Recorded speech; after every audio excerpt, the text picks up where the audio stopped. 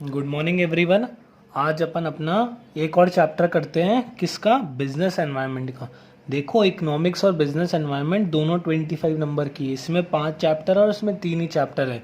अपन ने एक चैप्टर कर लिया जिसमें अपन ने stand up India, skill India, make in India, ये 3-4 चीज़ें डिस्कस करी और अपना ये चैप्टर हो गया। आज अपन ये वाला चैप्टर करेंगे की गवर्नमेंट इंस्टीट्यूशन। ये आज की वीडियो में ही कंप्लीट हो जाएगा, एक ही वीडियो का चैप्टर है। इसमें अपन सारे गवर्नमेंट इंस्टीट्यूशन जो अपने मॉड्यूल में दे रखे हैं, नीति आयोग, आरबीआई, सेबी, इन सब के बारे में ब्रीफ में डिस्कस करेंगे, जो कि बहुत सफिशिएंट होगा।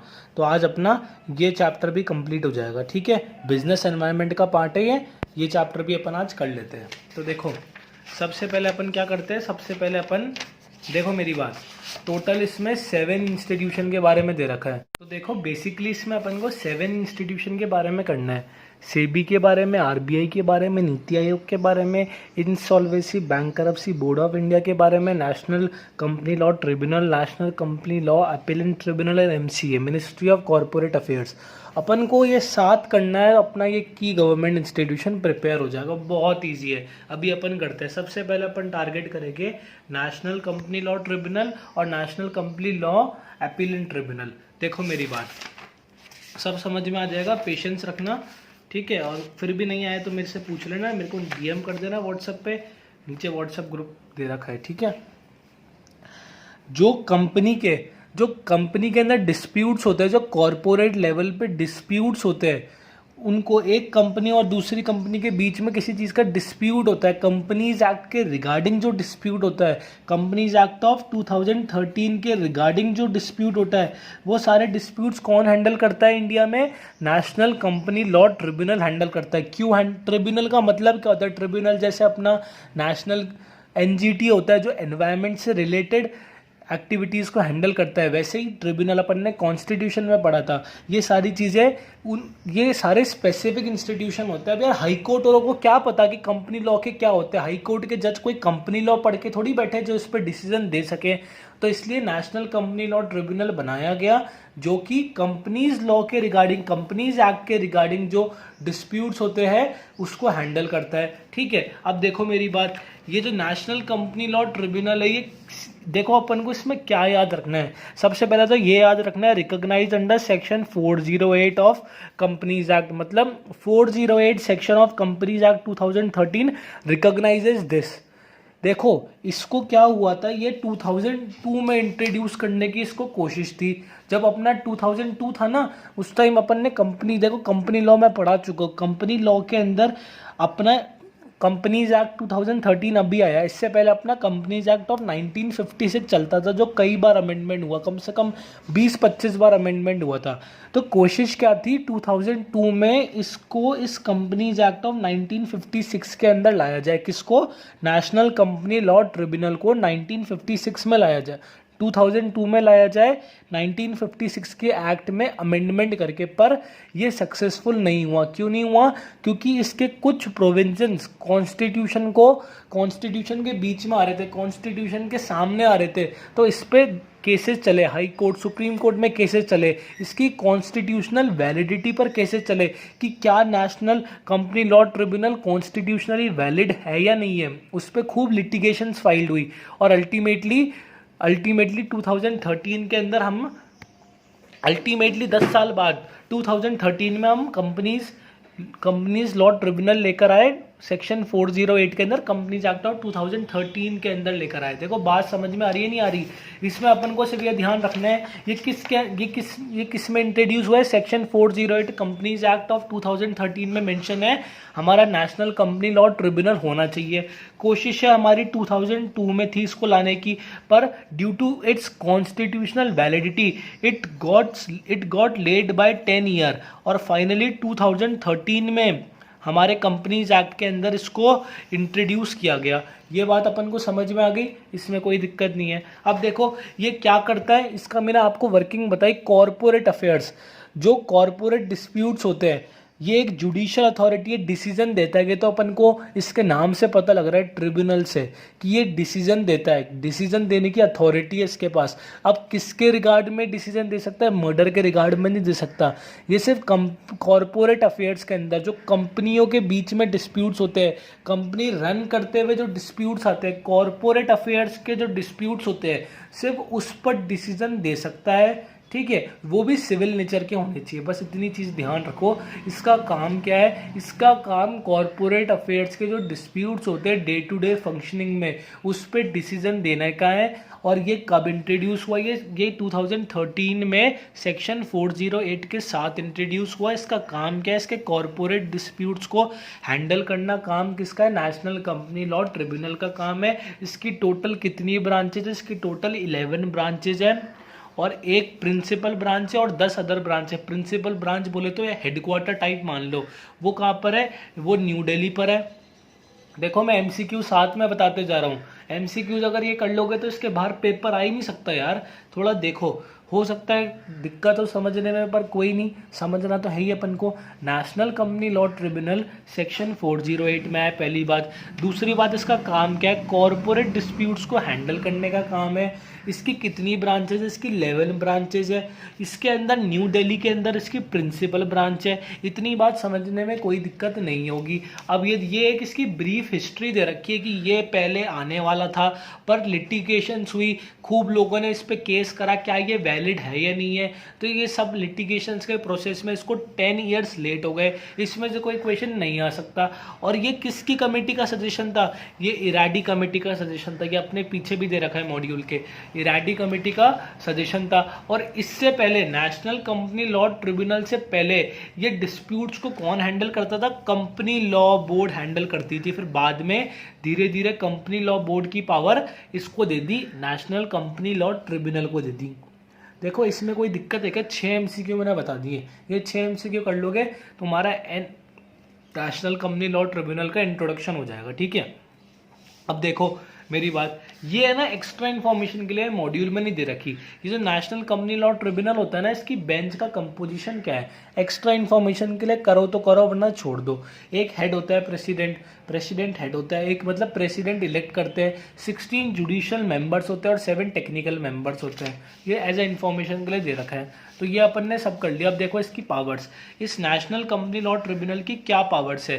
पहली बात, ये रजिस्ट्रेशन के प्रोसेस में अगर कोई फ्रॉड हो, जब कंपनी को अपन इनकॉर्पोरेट करते हैं, कंपनी का रजिस्ट्रेशन होता है, उसके प्रोसीजर के अंदर कुछ गलत पेपर सबमिट कराओ, तो ये कंपनी को उसके बिहाफ पर डी रजिस्टर कर सकता है। समझ रहे हो? देखो, the function of national company law tribunal is also to check the registration process that was held during the incorporation of company. National company law tribunal has the power to delist, deregister any company when the registration certificate has been obtained by a wrongful manner. समझ रहे हो? Simple सी बात है, ये इसके पास powers है corporate affair में। और ये अगर तुमने रजिस्ट्रेशन, कंपनी का रजिस्ट्रेशन में फॉल्स इन्फॉर्मेशन दे रखी होगी, तो ये तुम्हारी कंपनी को डी रजिस्टर कर सकता है, तुम्हारा रजिस्ट्रेशन को नल एंड वॉइड डिक्लेयर कर सकता है। कौन कर सकता है? नेशनल कंपनी लॉ ट्रिब्यूनल कर सकता है। इसके पास ट्रांसफर ऑफ शेयर जो कंपनी एक दूसरे को करती है, उसको रेगुलेट करने की, उसको चेक करने की, भाई सब कुछ सही हो रहा है नहीं हो रहा, वो किसके पास पावर है? वो भी इसके पास पावर है। डिपॉजिटर्स की, डिपॉजिट्स, जो अनहैप्पी डिपॉजिटर्स होते हैं, जो डिपॉजिट करते हैं कंपनी में, जो पब्लिक डिपॉजिटर्स होते हैं, अगर वो किसी कंपनी की पॉलिसी से, अगर वो किसी कंपनी के डिसीजन से अनहैप्पी है और उन्हें लगता है कि हमारा राइट एज अ डिपॉजिटर, उन्हें लगता है, एक मिनट, उन्हें लगता है हमारा right as a depositor hamper हुआ है कंपनी की पॉलिसी से, तो वो नेशनल कंपनी लॉ ट्रिब्यूनल में जा सकते हैं। ये हो गया। उसके बाद देखो पावर टू इन्वेस्टिगेट। इस नेशनल कंपनी लॉ ट्रिब्यूनल के पास पावर है किसी कंपनी को इन्वेस्टिगेट करने की। इन्वेस्टिगेट कब कर सकती है? जब 100 मेंबर उसके एप्लीकेशन लिख के दे कंपनी को कि हमें शक है इस पर, इस कंपनी फ्रॉडुलेंट एक्टिविटीज में इंडल्ज हो रही है, तो 100 मेंबर अगर लिख कर दे तो कंपनी का इन्वेस्टिगेशन कौन कर सकता है? एनसीएलटी कर सकता है। पहले ये लिमिट कितनी थी? 200, आज की डेट में कितनी लिमिट है? 100। और और कब कर सकता है, और एक और कंडीशन है, अगर कोई ऐसा पर्सन जो कंपनी से रिलेटेड नहीं है वो एनसीएलटी को परसुएड करता है विद एविडेंस के साथ में करता है, सर्टेन ग्राउंड्स पर करता है कि ये कंपनी पक्का कोई रॉन्गफुल एक्टिविटी कर रही है, तो वो कंपनी को इन्वेस्टिगेट कर सकती है एनसीएलटी। अब देखो इसके असेट्स फ्रीज कर सकती है, कब फ्रीज कर सकती है असेट्स, देखो जब इन्वेस्टिगेशन होएगी तो वो जो कंपनी का डायरेक्टर होगा वो तो बोलेगा देखो यार अब इन्वेस्टिगेशन हो रही है, मैंने गड़बड़ी तो कर रखी है, तो मेरे को मरना तो तय है, तो इससे अच्छा मैं क्या करता हूँ, सारे कंपनी के एसेट्स बेच के भाग जाता हूँ, सारे पैसे लेके मैं भाग जाता हूँ। तो उस प्रोसीजर में एनसीएलटी क्या करती है, उसके सारे एसेट्स को फ्रीज कर देती है। फ्रीज बोले तो no transaction can be done with respect to the assets of a company in relation to its property, in relation to its bank, in relation to its financial anything, no thing should be proceeded. तो ये होता है freezing of assets. और एक और इसका काम है बस खत्म, फिर इतने छोटे से ही है। अगर कोई पब्लिक कंपनी प्राइवेट कंपनी में जब चेंज होती है तो परमिशन कौन देता है, एनसीएलटी परमिशन देता है उसको चेंज होने की। अब देखो अपन दोबारा करते हैं, बहुत मेरे साथ साथ याद कर लो, कुछ भी नहीं है इनमें, इतने इजी तो है ना। मतलब देखो सबसे पहली बात क्या याद रखनी है, सबसे पहली बात पेन से लिखूं मैं, देखो सेक्शन 408 ऑफ कंपनीज एक्ट में हमारा ये बना है, नेशनल कंपनी लॉ ट्रिब्यूनल बना है। इसका काम है कॉरपोरेट डिस्प्यूट्स को हैंडल करना, इसका काम है कॉरपोरेट डिस्प्यूट्स को हैंडल करना। अपन धीमे धीमे करेंगे, चैप्टर भागेंगे नहीं, ठीक है। इसकी 11 प्रिंसिपल ब्रांचेज है और इसका हेडक्वार्टर कहाँ सिचुएटेड है, हेडक्वार्टर इसका न्यू दिल्ली में सिचुएटेड है। इतना कर लिया। ये वो 10 ईयर्स वाली बात समझ में आ गई थी कि भाई 10 साल इसको है ना उसमें लगे थे, ये लाने का विचार तो हमारा इसको 2002 के अंदर था, पर ये एक्चुअली 10 ईयर्स लिटिगेशन के कारण डिले हो गया, इस पर कोई क्वेश्चन नहीं आ सकता। फिर आ गया अपना इराडी कमेटी, इराडी कमेटी पे आ गया क्वेश्चन, ठीक है, इराडी कमेटी हो गया। देखो इसके बाद अपना इराडी कमेटी पर हो गया क्वेश्चन। इसके बाद अपना हो गया कि इसको अपन पहले क्या बोलते थे, इसको अपन कंपनी लॉ बोर्ड बोलते थे। ये इसके 5 इंट्रोडक्शन के क्वेश्चन आ गए। अब इसकी पावर्स कर लो। पावर्स में क्या है, नंबर 1 रजिस्ट्रेशन के अंदर डी रजिस्टर कर सकती है। नंबर 2 पावर इसकी कौन सी थी, ये एसेट्स फ्रीज कर सकती है। नंबर 3 क्या है, ये इन्वेस्टिगेट कर सकती है, फ्रीज कर सकती है और अपना रजिस्ट्रेशन और डी रजिस्ट्रेशन कर सकती है। ये पब्लिक प्राइवेट वाला था यार, डिस्टर्बेंस का तो मैं कुछ नहीं कर सकता। पब्लिक प्राइवेट वाली चीज़ थी कि अगर पब्लिक प्राइवेट में हो रही है तो इसको इसकी परमिशन की ज़रूरत है। एक और पावर मेरे दिमाग में भूल गया, देख लेता हूँ, ठीक है। डिपॉजिट्स और ट्रांसफर ऑफ शेयर के अंदर ये रेगुलेट करती है। तो अपना national Company law board tribunal हो गया, अपना national Company law board tribunal हो गया, ठीक है। इसमें कोई दिक्कत है, कोई दिक्कत नहीं होनी चाहिए। अपन ने national Company law board tribunal कर लिया, ठीक है। अब अपन बात करते हैं एनसीएलटी की, national Company Law Appellate tribunal की बात करते हैं। अब देखो national Company Law Appellate tribunal की बात करते हैं।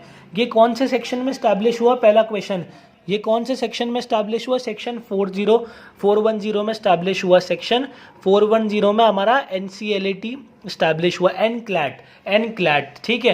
National Company Law Appellate tribunal कौन से सेक्शन में स्टैब्लिश हुआ, 410 में। ये किस सेक्शन में था, ये हमारा 408 में था और ये हमारा 410 में, 2 का फर्क है। अपन ने इसको कर लिया। अब देखो मेरी बात, कोई dispute national Company Law tribunal के पास आया और उसके डिसीजन से कोई अनहैप्पी, जैसे हाई कोर्ट में अगर कोई चीज़ गई, उसके डिसीजन से कोई अनहैप्पी है, तो वो कहाँ पर अपील कर सकता है, वो national Company Law Appellate tribunal, इसमें अपील कर सकता है। और अगर कोई इसके उससे भी खुश नहीं है तो वो सुप्रीम कोर्ट में अपील कर सकता है। बात समझ में आ रही है। सबसे पहले अगर कोई डिस्प्यूट है तो यहाँ पर उठाओ, अगर आप इसके डिसीजन से सेटिस्फाई नहीं हो तो आप एनक्लैट में अपील करो। कब तक अपील कर सकते हो, 45 डेज के अंदर अपील कर सकते हो। एनसीएलटी ने डिसीजन दिया किसी एक पर्टिकुलर डे को, उस डे के 45 डेज के अंदर ही आप एनक्लैट में अपील कर सकते हो। पहली बात, एनक्लैट को 6 मंथ्स लगते हैं किसी डिसीजन पे वर्क करने में। एनक्लैट कितने लगता है, मैक्सिमम 6 मंथ्स लेता है। उसके बाद वो अपना डिसीजन देता है। अगर उसके बाद भी आप सेटिस्फाई नहीं हो तो आप सुप्रीम कोर्ट चल जाओ।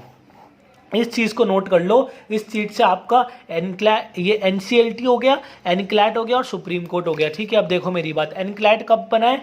सेक्शन 4110 में बना है। When a person is aggrieved by the decision of NCLT he can move to NCLAT within 45 days of the date of issue of order of NCLAT.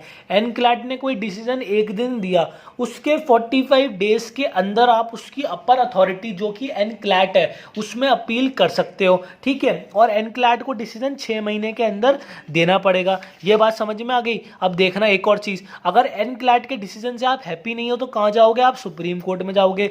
ये बात अपन ने बता दी। अब एक और चीज, इसका कंपोजिशन कितना होता है एनक्लैट बॉडी का, ये भी आपकी मॉड्यूल में नहीं दे रखा, ये एक्स्ट्रा इन्फॉर्मेशन के लिए, क्योंकि किसी भी बॉडी की अपन बात करते हैं ना, उसके कंपोजिशन की बात करना मस्त है।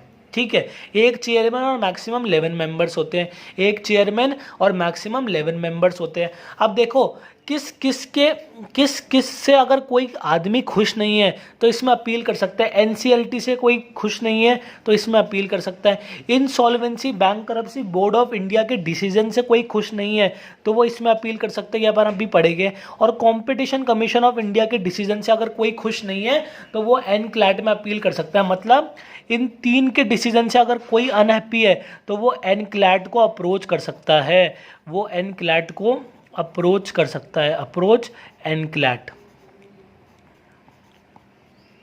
इतनी बात समझ में आ गई। अपन ने 2 कर लिए, एनसीएलटी, एनक्लैट। दोबारा इनको रिवाइज कर लो मेरे साथ साथ, कुछ भी नहीं है इन दोनों में। ये कौन सा है? ये एनसीएलटी है। ये क्या करता है? ये डिस्प्यूट्स हैंडल करता है। किसके हैंडल करता है? कंपनी के। कौन से सेक्शन में बना है? Section 408 corporate disputes. 11 principal branches है। हेडक्वार्टर का है न्यू दिल्ली। रैडी कमेटी की देन है। पहले कंपनी लॉ बोर्ड बोलते थे। 5 फीचर, रजिस्ट्रेशन वाला फीचर हो गया, हमारे ट्रांसफर ऑफ शेयर वाला हो गया, पब्लिक प्रॉपर्टी हो गया हमारा, ये सारे शेयर्स, ये सारे इसके फीचर्स हो गए। इसके बाद अपन बात करते हैं एनक्लैट की। एनक्लैट क्या है? अगर कोई एनसीएलटी के डिसीजन से खुश नहीं है, when an aggrieved party is not happy with NCLT decision, he can move to NCLAT within 45 days of order, within 45 days of issue order by NCLT, and NCLAT must give its decision within 6 months, and if someone is not happy with NCLAT he can move to Supreme Court of India, the final authority, the final custodian। ठीक है, तो ये अपने NCLAT कर लिया। अगर किन किन बोर्ड से हैप्पी नहीं है तब जा सकता है NLCT, national Company law, national Company Law tribunal से हैप्पी नहीं हो तो जा सकता है। Insolvency Bankruptcy Board of India से हैप्पी नहीं है तो एनक्लैट अप्रोच कर सकता है, या कंपटीशन कमीशन ऑफ इंडिया से हैप्पी नहीं है तो एनक्लैट में अप्रोच कर सकता है। ठीक है, अपन ने एनक्लैट कर लिया। अब अपन आगे प्रोसीड करते हैं। ठीक है, अपन ने एनसीएलटी कर लिया, अपन ने एनक्लैट कर लिया। अपना पेपर कहाँ है? अपना ये रहा पेपर। देखो मेरी बात, अपन ने क्या क्या कर लिया? अपन ने एनसीएलटी कर लिया, अपन ने एनक्लैट कर लिया। ठीक है, अब अपन करते हैं सेबी करते हैं अब अपन। ठीक है, अपन सेबी करते हैं। लो देखो, अब सेबी करो। सेबी क्या चीज़ है? पहले फुल फॉर्म देखो। पहला question, security and exchange board of India है। कब इस्टेब्लिश हुआ है? 12 अप्रैल 1992 में इस्टेब्लिश हुआ है। किससे इस्टेब्लिश हुआ है? सेबी एक्ट ऑफ 1992 से इस्टेब्लिश हुआ है। कहाँ हेडक्वार्टर है? मुंबई में हेडक्वार्टर है। कितने रीजनल ऑफिस है? 4। कहाँ पर है? चेन्नई, कोलकाता, अहमदाबाद एंड दिल्ली। ठीक है, सेबी का full form security and exchange board of India. कहाँ स्टैब्लिश हुआ है? एमसीक्यू देखो, एमसीक्यू 12 अप्रैल 1992 में स्टैब्लिश हुआ है। नंबर 1, कौन से एक्ट से? सेबी एक्ट ऑफ 1992 से हुआ है। हेडक्वार्टर मुंबई। कितने रीजनल ऑफिस? 4। कहाँ पर? ये सारे 1 2 3 4 5 एमसीक्यू इधर इसमें बन गए। ठीक है, सेबी का फुल फॉर्म कब स्टैब्लिश हुआ है, किस एक्ट से स्टैब्लिश हुआ है, रोज रिवाइज करोगे याद हो जाएगा, कोई भी इसमें दिक्कत की बात नहीं है। मुंबई फौज रीजनल ऑफिस। अब देखो सेबी का काम क्या होता है।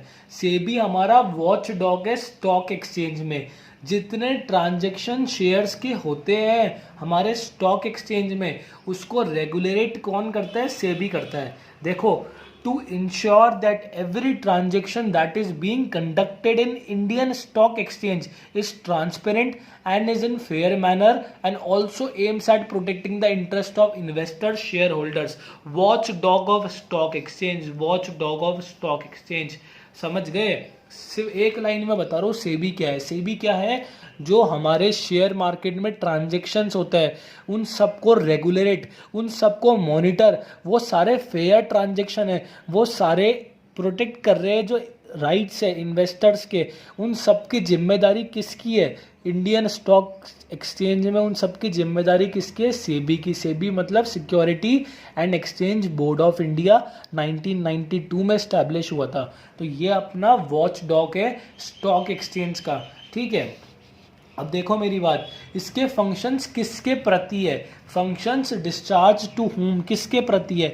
जो कंपनी शेयर इशू कर रही है उसके राइट्स की प्रोटेक्शन करता है, जो इन्वेस्टर खरीद रहा है उसकी राइट्स की प्रोटेक्शन करता है, और जो इंटरमीडिएटरीज होती है, जो बीच में ब्रोकर्स होते हैं, उनके राइट्स की है प्रोटेक्शन करता है। 3 लोगों की करती है, जो शेयर बेच रही है उसकी करेगा, जो शेयर खरीद रही है उसकी करेगा, और जो बीच में इंटरमीडिएटरीज, जो बीच में ट्रांजेक्शन करते हैं उनकी करेगा। तो इन तीनों में कोई भी कुछ करने का नहीं। Issuer of the securities, securities मतलब शेयर्स, ठीक है, इन्वेस्टर्स एंड फाइनेंशियल इंटरमीडिएटर्स, इन तीनों के लिए, इन तीनों की प्रोटेक्शन, इन तीनों के राइट्स के लिए कौन है? इंडियन स्टॉक एक्सचेंज में सेबी है, ठीक है। अब देखो सेबी के पास 3 पावर्स होते हैं, वो एक तो है क्वासी जुडिशियल, बस खत्म SEBI, quasi legislative and quasi executive. अब देखो जुडिशियल से क्या आ रहा है? जैसे NCLT national Company Law tribunal के पास कॉरपोरेट डिस्प्यूट जो कंपनीज एक्ट के अंदर आते हैं उसकी पावर थी, वैसे ही जो अपने ट्रांजैक्शन के अंदर मैल प्रैक्टिसेस होती है उसके रिगार्डिंग जो जिसके पास डिसीजंस देने की पावर है वो कौन है? सेबी। अब देखो, if in the market any malpractices और fraudulent activities taking place then SEBI has the right to be entrusted with power to conduct hearing in that regard and also to pass judgment with regard to it. अगर market में कोई fraudulent activities हो रही है तो किसके पास authority है judgement पास करने की? सेबी के पास। उसके इस फंक्शन को क्या बोलते हैं? क्वासी जुडिशियल, क्वासी जुडिशियल बोलते हैं। उसकी इस पावर को क्या बोलते हैं? क्वासी जुडिशियल बोलते हैं। अब इसका एक एग्जाम्पल अपनी बुक के अंदर दे रखा है, सेबी पीएसीएल, पर्ल एग्रोटेक कॉरपोरेशन लिमिटेड। यार ये कंपनी है ना, लोगों के क्या बोलते हैं, पैसे लेकर, लोगों को फॉल्स बिलीव देकर कि हम तुम्हारे पैसे इस प्रोजेक्ट में इन्वेस्ट करेंगे, ये करेंगे, वो करेंगे, वो सब लिए और फिर इन्होंने इन्वेस्ट नहीं करा। तो ये रिसेंट है, अपनी मॉड्यूल में भी दे रखा और इस पे अभी प्रोसीडिंग चल रही है। पर्ल एग्रोटेक कॉरपोरेशन लिमिटेड ने कंपनी के लोगों से, कंपनी के क्या मेंबर्स से, जो भी मेंबर्स है उसको झूठ बोलकर कि हम अपने एग्रीकल्चर ग्राउंड में इधर इन्वेस्ट करेंगे, वहाँ इन्वेस्ट करेंगे, पैसे ले लिए और इन्वेस्ट नहीं करा, और ये बात सेबी को पता लग गई। तो सेबी इस पे अभी हियरिंग्स कर रही है, इसको सारे पैसे इससे इन्वेस्टर्स के वापस रिकवर करवा रही है, रिफंड करवा रही है। तो ये एग्जाम्पल मॉड्यूल में दे रखा है, कर लेना, कोई फर्क नहीं पड़ता, 1-2 एग्जाम्पल से, ठीक है। SEBI PACL, SEBI PACL. अब दोबारा देखो सेबी, सेबी कब इस्टेब्लिश हुआ है? 12 अप्रैल। किस एक्ट से इस्टेब्लिश हुआ है? सेबी एक्ट से। हेडक्वार्टर का है मुंबई। सेबी का फंक्शन क्या है? जो भी हमारे Indian financial market, Indian stock exchange में जो भी चीज़ें हो रही है वो चीज़ें फेयर ट्रांसपेरेंट मैनर में हो रही है और उसके अंदर हमारा जो इन्वेस्टर है उसके राइट्स हैम्पर नहीं हो रहे, ये कौन देखेगा? ये सेबी देखेगा। फंक्शंस हो गए हमारे 3, पावर्स हो गए, क्वासी जुडिशियल हो गई, ठीक है। इसके बाद चलो क्वासी लेजिस्लेटिव और क्वासी एग्जीक्यूटिव।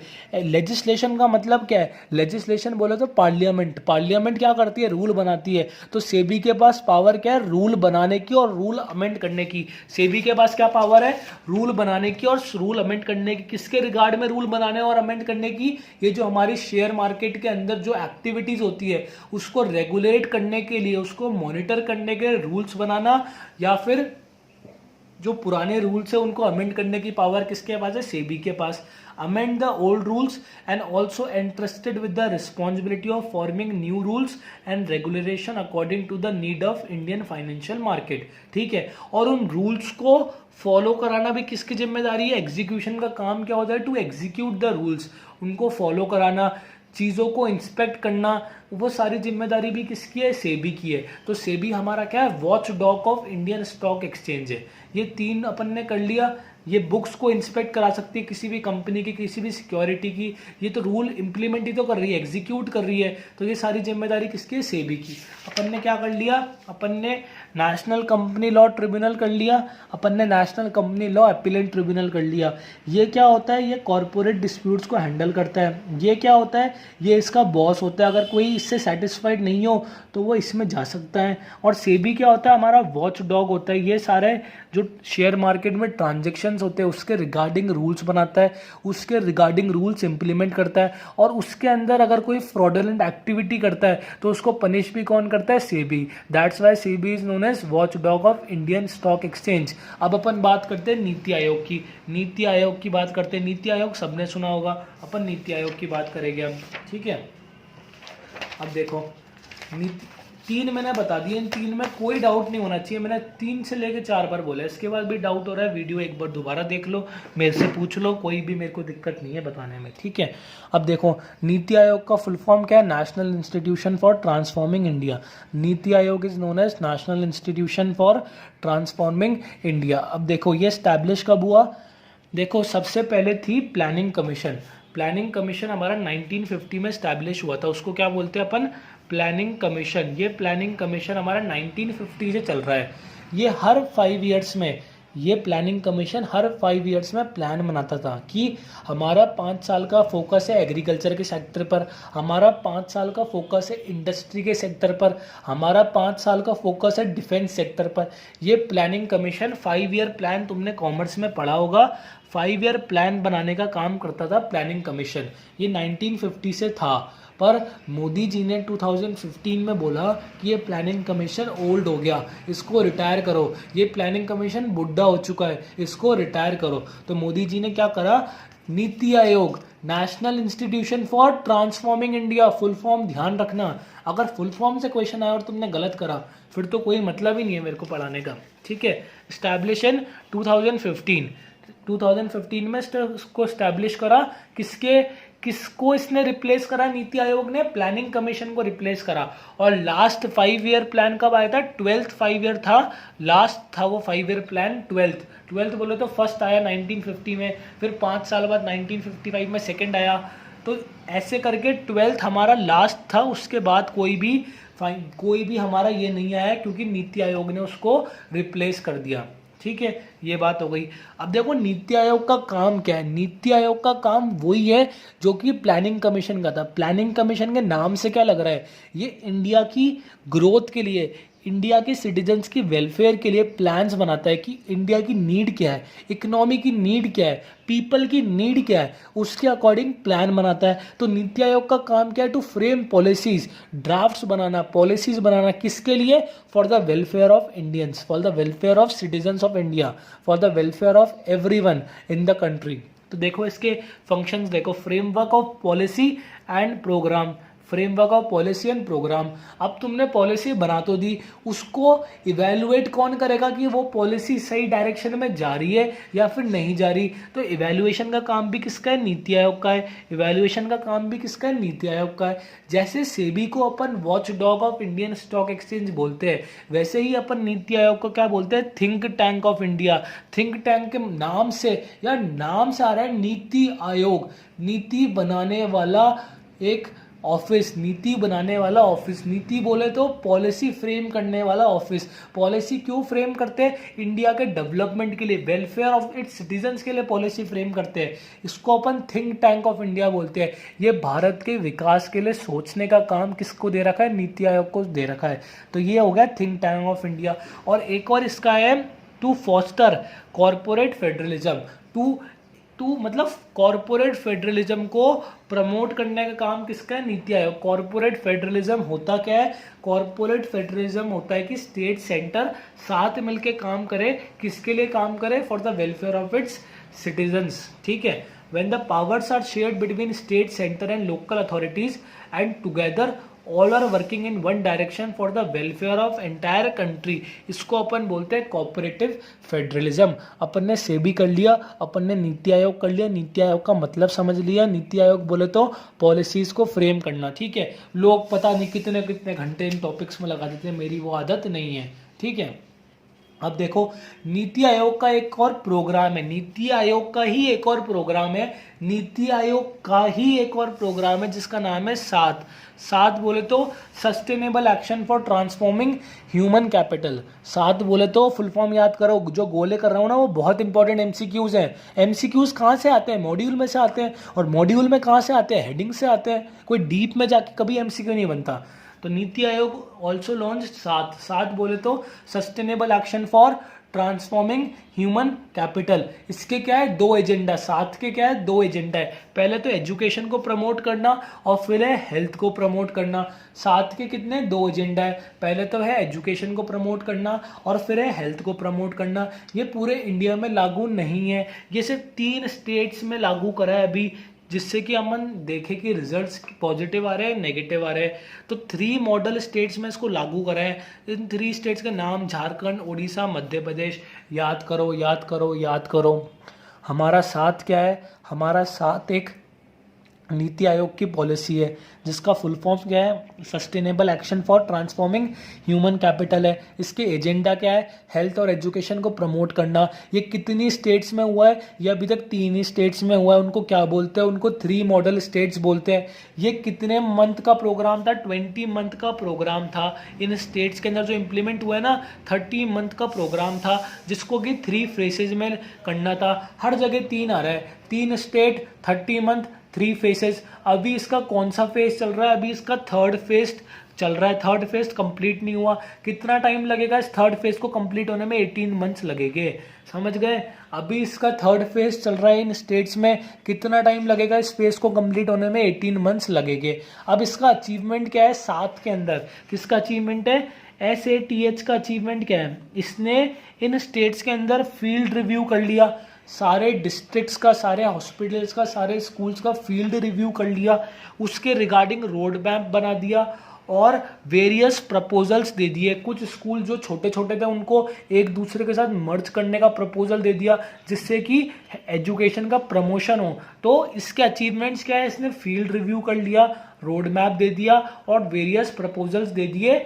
इनके लिए डेवलपमेंट के वेरियस प्रपोजल दे दिए साथ ने। साथ किसका है? नीति आयोग का है। अब देखो मेरी बात, इसको मॉनिटर्ड कैसे करते हैं?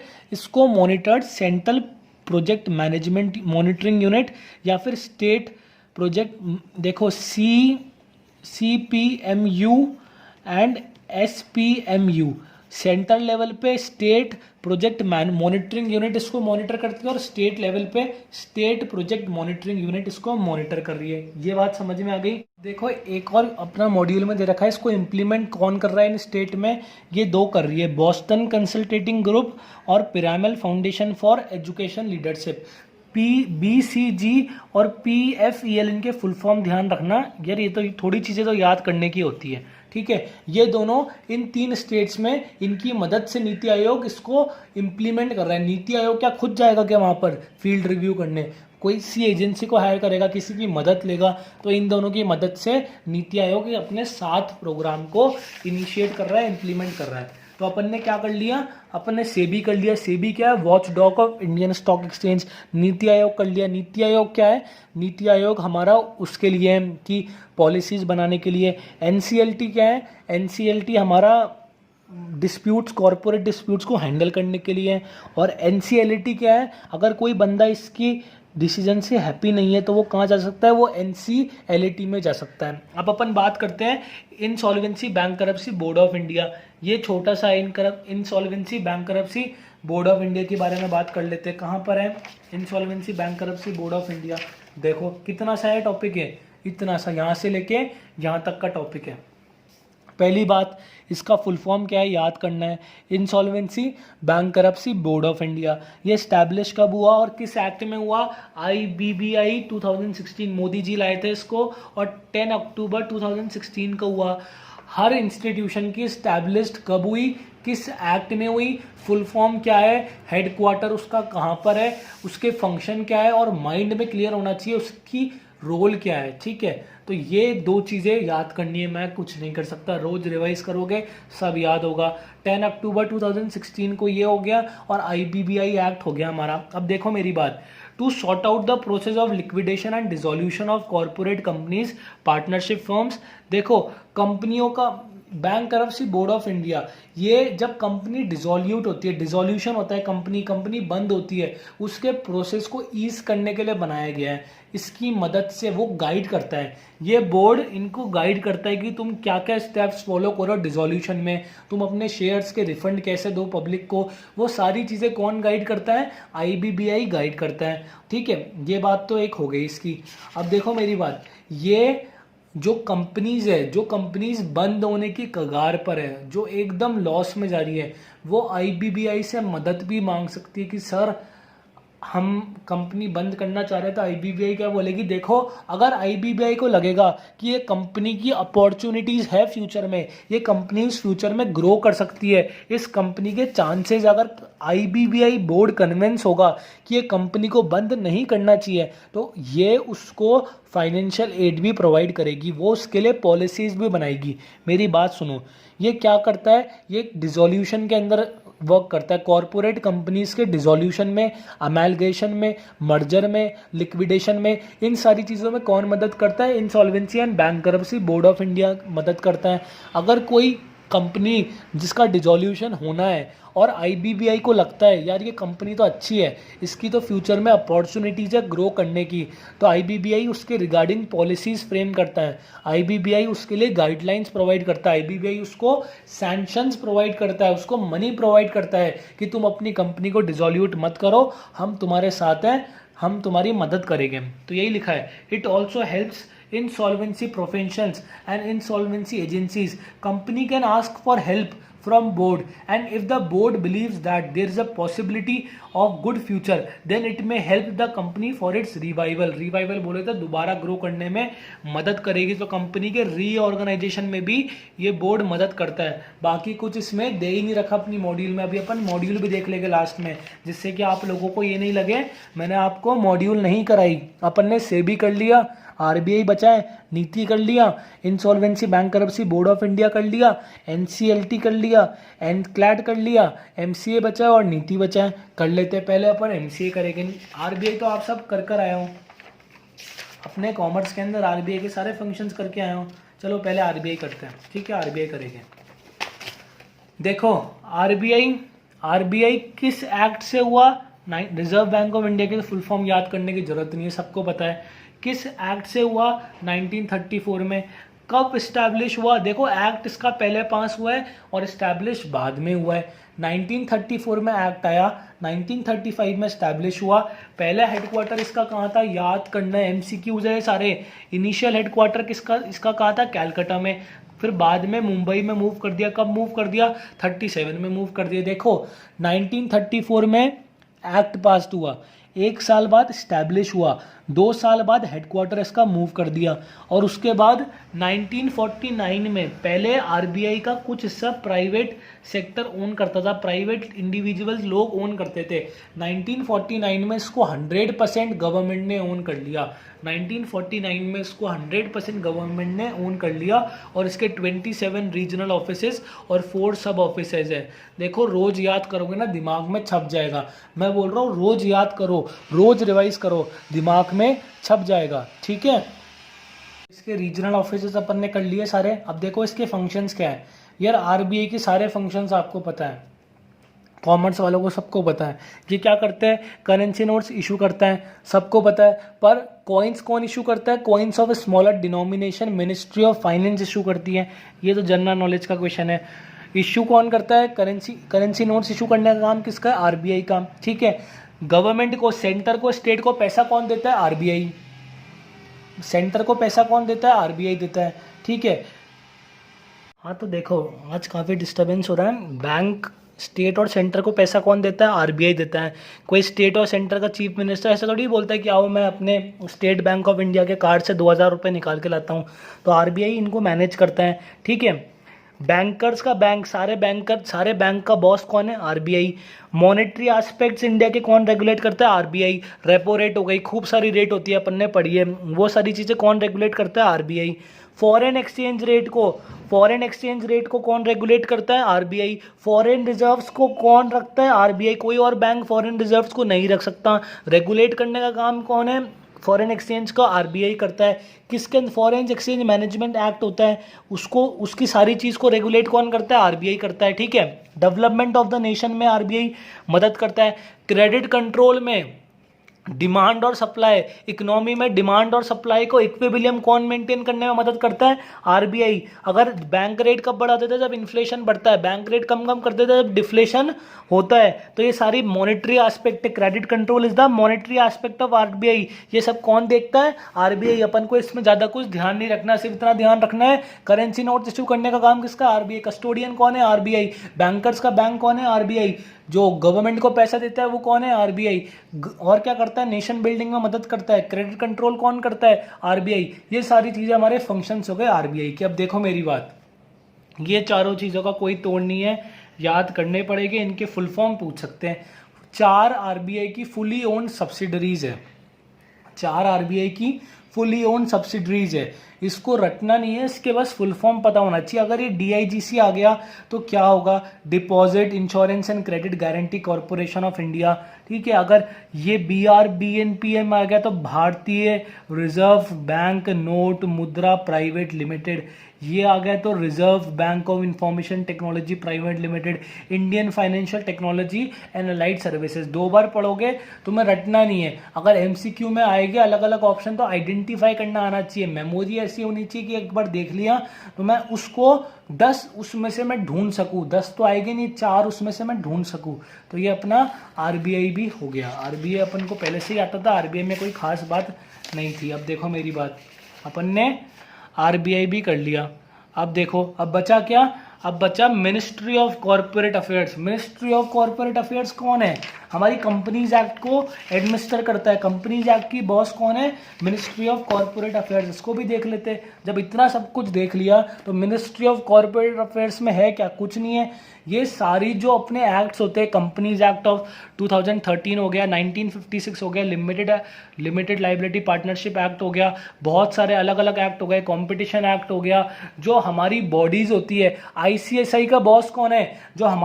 जो हमारे प्रोफेशन को रेगुलेट करती है उनका बॉस कौन है? जो सीए के प्रोफेशन को रेगुलेट करती है उनका बॉस कौन है? जो आईसीएमए के प्रोफेशन को रेगुलेट करती है उनका बॉस कौन है? सबका बॉस है ministry of corporate affair, to ensure that all the provisions of various act are being followed. इसका काम क्या? एडमिनिस्ट्रेशन करना, इन सब की देखना कि ये सारी चीजें फॉलो हो रही है नहीं हो रही। इन सब का बॉस कौन है? Ministry of corporate affair. अब देखो मेरी बात, इसमें है ना इसके 3 ऑफिसेज है। मिनिस्ट्री ऑफ कॉर्पोरेट अफेयर्स के 3 ऑफिसेज है। पहला ऑफिस है सीरियस फ्रॉड इन्वेस्टिगेशन ऑफिस। ये कब से फंक्शन हुआ था? ये 1 अक्टूबर 2013 से फंक्शनिंग में आई था ये वाला ऑफिस। इसका काम क्या? कॉर्पोरेशन के अंदर फ्रॉड को इन्वेस्टिगेट करने का काम किसका है? इसका है। तो ये एक हो गया, थोड़ा टेक्निकल है ये पर कोई दिक्कत नहीं है। कंपटीशन कमीशन ऑफ इंडिया, ये एक और ऑफिस है मिनिस्ट्री ऑफ कॉर्पोरेट अफेयर्स के अंदर। इसका काम क्या है? कंपटीशन को इंडिया में प्रमोट करना। देखो मेरी बात, अगर मान लो 2 बड़ी बड़ी कंपनीज जैसे पिज्ज़ा और डोमिनोज हो गया और पिज्ज़ा हट हो गया, अगर ये दोनों का मर्जर हो जाता है, या कोई सी भी 2 बड़ी कंपनीज जैसे पेप्सी और कोको कोला का मर्जर हो गया, तो एक तरीके से हमें उस चीज़ की सप्लाई कौन करेगा? कोल्ड ड्रिंक में फेमस ब्रांड कौन है? पेप्सी और कोको कोला ही है। बाकी किसी को कोल्ड ड्रिंक का फॉर्मूला ही नहीं पता अच्छा, तो वो ब्रांड जो एक हो जाएगी ना, वो अपन को बहुत पैसे लेगी और हमारी मजबूरी होगी कि पिज्ज़ा उनसे लेना, हमारी मजबूरी होगी कोल्ड ड्रिंक उनसे लेना, हमारी मजबूरी होगी उनसे खरीदना।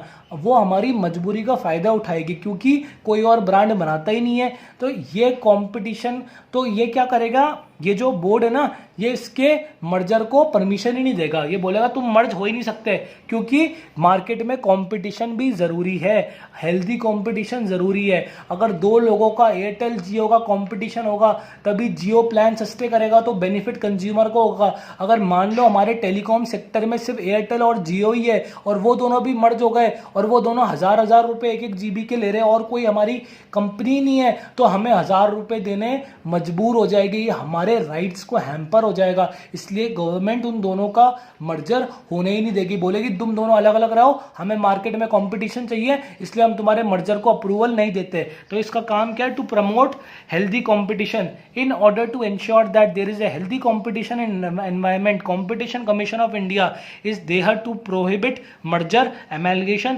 That is anti competitive in nature. देखो, पहला ऑफिस सीरियस फ्रॉड इन्वेस्टिगेशन, दूसरा कंपटीशन कमीशन ऑफ इंडिया, तीसरा इंस्टीट्यूट ऑफ कॉर्पोरेट अफेयर्स। ये 3 ऑफिस आते हैं मिनिस्ट्री ऑफ कॉर्पोरेट अफेयर्स में। इसका काम होता है ट्रेनिंग, ऑडिटिंग करना, ऑडिटिंग बताना, लॉ बताना। जो ट्रेनीज आते हैं, जो हमारे यूपीएससी से रिक्रूट होते हैं, जो यूपीएससी से ICLS मतलब इंडियन कॉर्पोरेट लॉ सर्विस में रिक्रूट होते हैं, उनके लिए ये ऑफिस क्या करता है? उनको ट्रेन करता है, उनको ऑडिटिंग सिखाता है, उनको लॉ के बारे में प्रैक्टिकल नॉलेज देता है। प्रोहिबिटरी ऑफिसर्स को ये ऑफिस क्या करता है? ट्रेन करता है। Indian institute of Corporate affairs, ऐसे करके 3 ऑफिस आ गए। अब देखो मेरी बात, एक और चीज़ है, जो कंपटीशन कमीशन ऑफ इंडिया है ना, उसका एक्ट हुआ था 2002 में पास, 2002 में पास हुआ था, पर इम्प्लीमेंट कब हुआ? 2009 में हुआ। और इससे पहले कहते हैं MRTP एक्ट था, जिसके बदले में कंपटीशन एक्ट आया। जो कंपटीशन कमीशन ऑफ इंडिया का जो एक्ट है ना, वो 2002 का है। उसके अंदर सारी चीज़ें लिखी हुई है, किसको अपन फ्री एंड फेयर कंपटीशन बोलते हैं, वो सारी चीज़ें उसमें लिखी हुई है। तो वो किसके जगह पर आया? वो MRTP एक्ट की जगह में आया और 2009 में इम्प्लीमेंट हुआ। हमने मिनिस्ट्री ऑफ कॉर्पोरेट अफेयर्स भी कर लिया, कांग्रेट्स। ये चैप्टर भी हमने रिकॉर्ड 1 आवर के अंदर मेरे हिसाब से कंप्लीट कर लिया है। मेरे को टाइम पता नहीं अभी क्या हो रहा है, पर हमने कंप्लीट कर लिया। देखो एक बार देखो इसको, सेबी का काम क्या है? Watch dog of Indian stock exchange. RBI हमारे सारे बैंकों का बॉस है। नीति आयोग नई नई पॉलिसीज़ को इम्प्लीमेंट करता है, इम्प्लीमेंट नहीं बनाता है, फ्रेम करता है, इवैल्यूएट करता है। Insolvency Bankruptcy Board of India dissolution of companies, liquidation of companies में कंपनीज की मदद करता है। ये कंपनी की ग्रीविनेंसेस सुनता है। ये अगर कोई सेटिस्फाइड नहीं हो तो इसमें जा सकता है। मिनिस्ट्री ऑफ कॉर्पोरेट अफेयर सारी प्रोफेशनल बॉडीज़ का बॉस होता है, सारे रूल्स रेगुलेशन एडमिनिस्ट्रेशन करता है कंपनीज एक्ट के और 2-3 और के। तो हमने की गवर्नमेंट इंस्टीट्यूशन कर लिया। अब एक बार अपन मॉड्यूल से देख लेते हैं कि हमने क्या करा, ठीक है? एक बार रुको, अपन ने ये वाला चैप्टर कर लिए, ये वाला चैप्टर और कर लेंगे, हमारा 25 नंबर की इकोनॉमिक्स का वाला पेपर तैयार हो जाएगा। फिर अपन इको भी कर लेंगे। एक बार रुको, अपन ये देख लेते हैं। इसमें insolvency Bankruptcy Board of India फटाफट देखेंगे। ये याद रखने की चीज़ है, बैंकरप्सी बोर्ड ऑफ इंडिया ये याद करने की चीज़ है। इसका काम क्या? रीऑर्गेनाइजेशन में मदद करना। ये अमेंड करता है, रूल्स एंड रेगुलेशंस को इम्प्लीमेंट करता है। ये सारी चीज़ें हो गई insolvency Bankruptcy Board of India की। नेशनल कंपनी लॉ ट्रिब्यूनल, इसका काम कहाँ पर है? कब से ये कौन से सेक्शन में आया? सेक्शन 408 के अंदर आया। इसके 10 ब्रांचेज है और न्यू दिल्ली में इसका हेडक्वार्टर ब्रांच है। ये अपन ने कर लिया, इराडी कमेटी के अंदर थी। ये कब? इसको 10 ईयर्स लगे इसको। इस पैराग्राफ में वही लिखा है जो अपन ने बताया था ना, कॉन्स्टिट्यूशनल वैलिडिटी। ये सारी चीज़ें अपन ने डिस्कस कर ली। इसके बाद अपन ने ये डिस्कस कर लिया कि ये जस्टिस प्रोवाइड करता है, ये फालतू की थ्योरी लिखी है, ये काम की नहीं है। इसके मेजर फंक्शंस क्या है? NCLT के registration of companies, transfer of shares, deposit, power to investigate and freezing of assets, ये अपन ने डिस्कस कर लिया। Converting a public private company into a this, ये अपन ने कर लिया। अगर कोई इससे सेटिस्फाइड नहीं है तो कहाँ जा सकता है? एनक्लैड में जा सकता है। ये सेक्शन 4110 में इस्टेब्लिश हुआ था, ये अपन ने डिस्कस कर लिया। इसमें कौन कौन के लोग जा सकते हैं? जो कंपटीशन कमीशन ऑफ इंडिया से सेटिस्फाइड नहीं हो, जो कंपनीज एक्ट से सेटिस्फाइड नहीं हो, जो इंसॉल्वेंसी बैंकरप्सी बोर्ड से सेटिस्फाइड नहीं हो, वो लोग जा सकते हैं। कितने दिन का टाइम है? 45 डेज का टाइम है। कितना टाइम में जजमेंट देना है? 6 महीने में जजमेंट देना है। ये फालतू की बात आ गई। अब देखो थोड़ा पीछे चले, ठीक है? 1 मिनट रुको। देखो नीति आयोग के ऑब्जेक्टिव दे रखे हैं। ये सब चीज़ें काम की नहीं है, सब थ्योरी है। देखो फीचर्स अपन ने कर लिए, क्या काम है? डिज़ाइन करता है, ठीक है? कॉर्पोरेटिव फेडरलिज्म करता है, मॉनिटर करता है, थिंक टैंक बोलते हैं। वेरियस सेक्टर्स में अपना योगदान देता है। खूब सारे सेक्टर्स हैं, इनमें याद करने की जरूरत नहीं है। 7 प्रोग्राम कर लिया, 3 स्टेट्स में होता है। इंप्लीमेंट किसकी मदद से इंप्लीमेंट हो रहा है? ये अपन ने कर लिया। रोल मॉडल स्टेट्स हो गई, ये अपन ने कर लिया। ये देखो 30 मंथ्स का टाइम पीरियड है 7 प्रोग्राम का। 18 मंथ का भी लास्ट फेज अभी कंप्लीट नहीं हुआ। अभी तक इसने क्या क्या कर लिया? डायग्नोसिस कर लिया, रोड मैप बना लिया और पॉलिसीज का फ्रेमवर्क बना लिया। मिनिस्ट्री ऑफ कॉर्पोरेट अफेयर ये सारी इंस्टीट्यूट्स को, चार्टेड अकाउंटिंग एंड बॉडी को रेगुलेट करता है, ये सारे एक्ट्स को रेगुलेट करता है, कंपनीज एक्ट ऑफ 1956 को। इसके अंडर 3 ऑफिसेज आते हैं, serious fraud office, competition commission of India का ऑफिस, और ये हमारा ICSI, ये इंस्टीट्यूशन ऑफ कॉर्पोरेट अफेयर्स, ये अपन ने कर लिया। सॉरी ये थोड़ा डिस्टर्बेंस है। सेबी के अंदर अपन ने हेडक्वार्टर कर लिया। सेबी का कहाँ पर है, किस एक्ट में स्टैब्लिश हुआ, ये अपन ने कर लिया। इसका प्राइमरी पर्पस क्या है, ये अपन ने कर लिया। ठीक है, फंक्शंस कर लिया, किसके साथ होते हैं इसके फंक्शन, इशूअर के साथ होते हैं, जो लेता है उसके साथ होते हैं, और जो ब्रोकर्स होते हैं उनके साथ होते हैं। पावर्स क्या होती है सेबी की, क्वासी जुडिशियल होता है, क्वासी लेजिस्लेटिव होता है, क्वासी एग्जीक्यूटिव होता है, ये अपन ने कर लिया। आरबीआई कब इस्टेब्लिश हुआ था, आरबीआई इसमें इस्टेब्लिश हुआ था, कौन से एक्ट में हुआ था, इसमें हुआ था। कब 100% हुआ था, सॉरी कब इसका ट्रांसफ़र हुआ था आरबीआई का, कैलकाटा से मुंबई 1937 में हुआ। कब नेशनलाइज हुआ था, 1947 में हुआ। मॉनेटरी एस्पेक्ट्स हो गए आरबीआई के, मतलब सारी चीज़ें अपन ने कर ली। डेवलपमेंट में काम करता है, इशू करता है करेंसी को। ठीक है, बैंकर्स ऑफ द बैंक है, ये 27 रीजनल ऑफिसेज है, 4 सब्सिडरीज है। अपन ने आरबीआई भी सारा कंप्लीट कर लिया, अपना चैप्टर कंप्लीट है। एक बार पीछे का देख लो, इंसॉल्वेंसी बैंकरप्सी बोर्ड कब इस्टेब्लिश हुआ, 1 अक्टूबर 2016 में इस्टेब्लिश हुआ, ये मैंने करवाया है। Which of the following is not, ये 3 ही ऑफिस है, चौथा ऑफिस कौन सा नहीं है, ये वाला ऑफिस नहीं है। इराडी कमेटी का मैंने बताया।